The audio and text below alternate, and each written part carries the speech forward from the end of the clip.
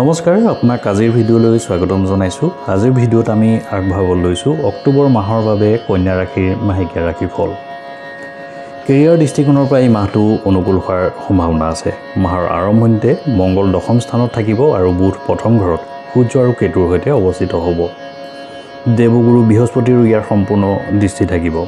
ইয়াৰ দ্বাৰা আপুনি আপোনাৰ কামত আপোনাৰ জ্ঞান প্ৰদৰ্শন কৰিব পাৰিব।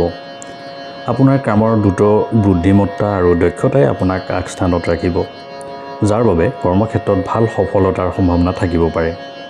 শনি ষষ্ঠ স্থানত ৰেট্ৰগেট অৱস্থাত থকাৰ বাবে আপুনি নিজৰ কামত কঠোৰ পৰিশ্ৰম কৰিব লাগিব।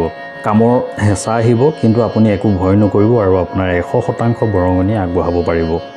সহকৰ্মীসকলৰ পৰা বিশেষ সহায় লাভ কৰিব, যাৰ বাবে আপুনি কৰ্মক্ষেত্ৰত ভাল স্থান লাভ কৰাত সফল হ'ব।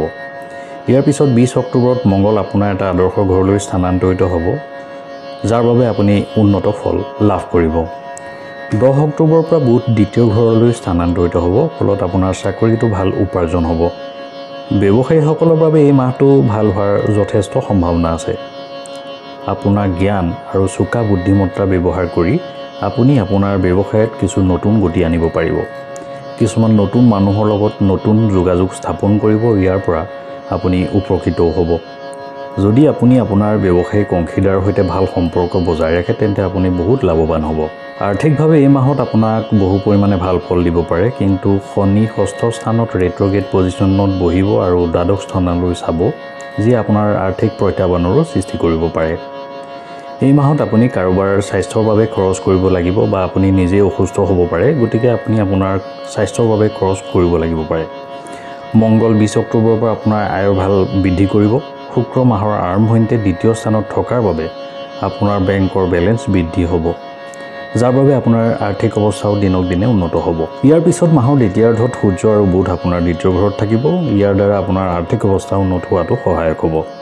নৱম স্থানত থকা দেৱগুৰু বৃহস্পতিয়ে প্ৰথম ঘৰটো চাব আৰু সঠিক সিদ্ধান্ত গ্ৰহণ কৰি আপোনাৰ আৰ্থিকভাৱে সবল কৰি তোলাত সহায় কৰিব। প্ৰেমৰ ক্ষেত্ৰত মাহটো কিছু কঠিন হ'ব। মাহৰ আৰম্ভণিতে দশম ঘৰত থকা মংগলে আপোনাৰ প্ৰেমৰ অনুভূতি দুৰ্বল কৰিব পাৰে। ৰেট্ৰগেট শনিৰ বাবে আপোনাৰ প্ৰেমৰ ক্ষেত্ৰত কঠিন প্ৰত্যাহ্বানেৰে আগুৰি ধৰিব পাৰে। বাৰে বাৰে আপুনি পৰীক্ষা দিব লাগিব আৰু ইয়াৰ মাজেৰে গৈ আপুনি নিজকে প্ৰমাণ কৰিব লাগিব। বিবাহিতসকলৰ ক্ষেত্ৰত গোটেই মাহটো ৰাহু সপ্তম স্থানত থাকিব আৰু বৃহস্পতি নৱম স্থানত থাকিব, যাৰ বাবে জীৱনসংগীৰ সৈতে ভাল সমন্বয় থাকিব। তুলনামূলকভাৱে মাহৰ দ্বিতীয়াৰ্ধটো আপোনাৰ বাবে যথেষ্ট পৰিমাণে অনুকূল হ'ব।